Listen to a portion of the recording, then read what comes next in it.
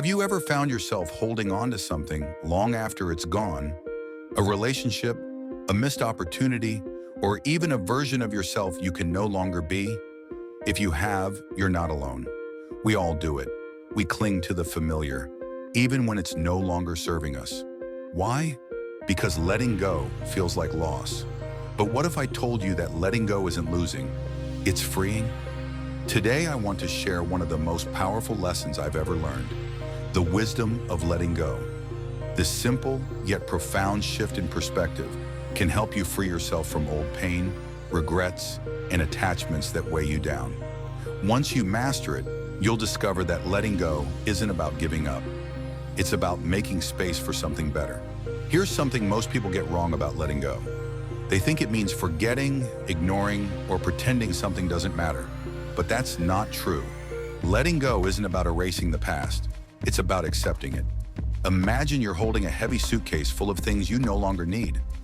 Old clothes, broken gadgets, expired food. You've been carrying it for so long that you've forgotten it's even there. It's become part of you. One day someone asks, "Why are you carrying that bag?"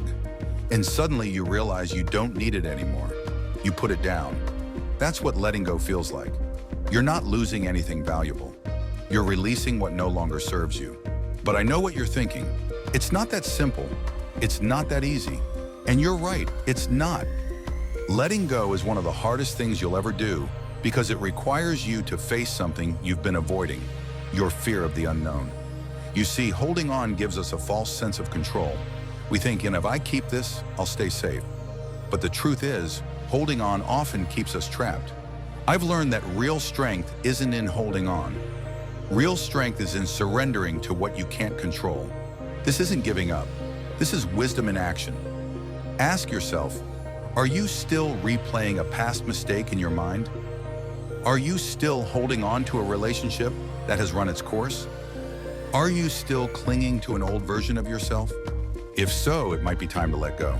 So how do we do it? How do we let go of something that feels like it's a part of us?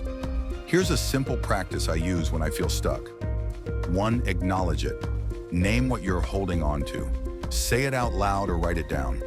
Clarity is the first step to freedom. 2. Ask, is this serving me? Is this thing, person, or idea still helping you grow? Or is it holding you back? Be honest. If it's not helping you, it's time to let it go. 3. Create a ritual of release. Write it on a piece of paper and burn it.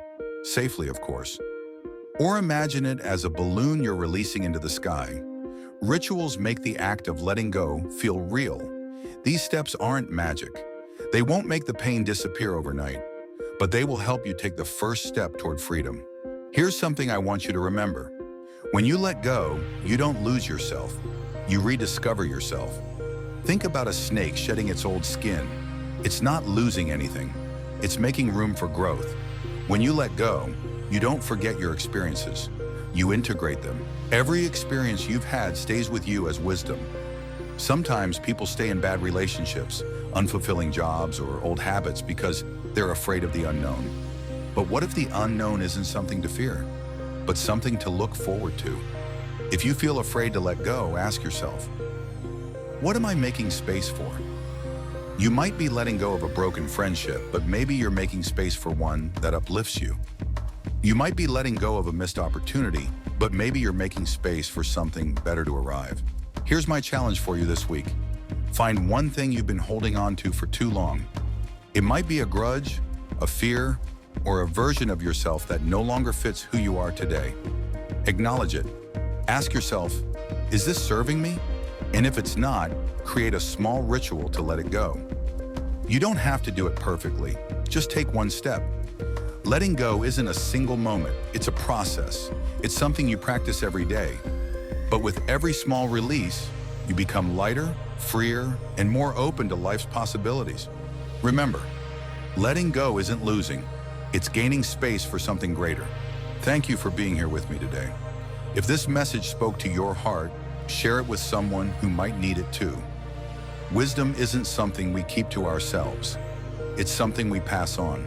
Until next time, stay open, stay courageous, and most of all, stay wise.